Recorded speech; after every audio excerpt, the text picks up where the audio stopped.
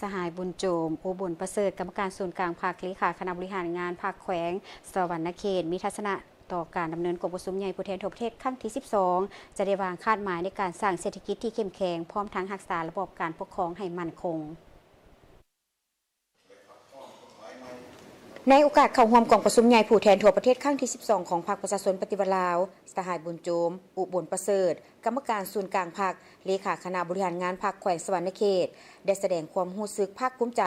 และเป็นเกียรติอย่างสูงที่ได้เข้าร่วมกองประชุมใหญ่ผู้แทนทั่วประเทศครั้งที่ 12 ในครั้งนี้ที่เป็นเหตุการณ์ทางประวัติศาสตร์ที่สำคัญที่สุดของชาติและให้รู้ว่า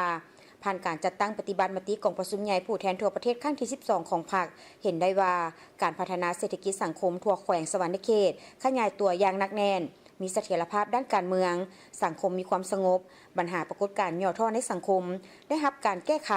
การปรับปรุงพรรคทางด้านการเมืองแนวคิดและด้านการจัดตั้งให้ปลอดใส่เข้มแข็งนักแน่นแม่นบรรลุได้โดยพื้นฐานการพัฒนาชนบทและแก้ไขความทุกข์ยากของประชาชนได้รับการแก้ไขอย่างเป็นระบบคนทั้งหมดในแมนขอนำเอาความเยี่ยมยามสมเสยสนับสนุน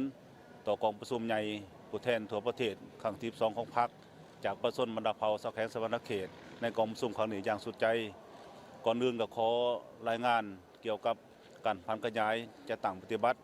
มติกองประชุมใหญ่ผู้แทนทั่วประเทศครั้งที่ 11 ของพรรคของอยู่แขวงสวรรณเขตของเฮาอันเด่นที่สุดในแมนทางแขวงสวรรณเขตในเอามติดังกล่าวไปพันขยายเป็นโครงการละเอียดโดยเฉพาะในแมนเน้นใส่การแก้ไขความทุกข์ยากของประชาชนแก้ไขการผลิตของประชาชนเป็นสินค้าตลอด5 ปี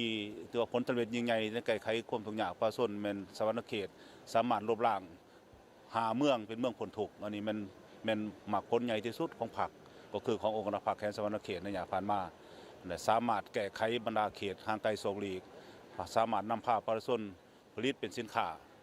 พวกเขาสรุปแล้วนะ5 ปีผ่านมาเนี่ยมันเด่นที่สุดมันผลิตเข่าเป็นสินค้าเกือบล้านต้นต่อปีเฉลี่ยแล้วการผลิตมันเป็นสินค้าส่งออกโดยเฉพาะในมัน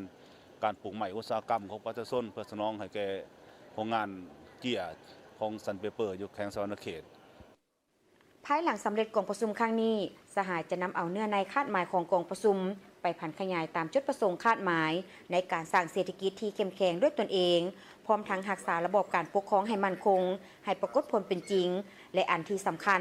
การกำหนดบางคาดหมายแม้นมีความสอดคล้องกับคาดหมายของกองประชุมใหญ่ผู้แทนองค์คณะพรรคแขวงสวรรณเขตในการยกสูงบทบาทการนำพาของคณะพรรคแต่ละขั้นเพิ่มทวีสร้างแขวงให้เป็นหัวหน่วยยุทธศาสตร์อย่างนักแน่นตั้งหน้าสร้างเศรษฐกิจเอกราชเป็นเจ้าตนเองและสุ่มใส่แก้ไขความทุกข์ยากของประชาชนให้ได้โดยพื้นฐาน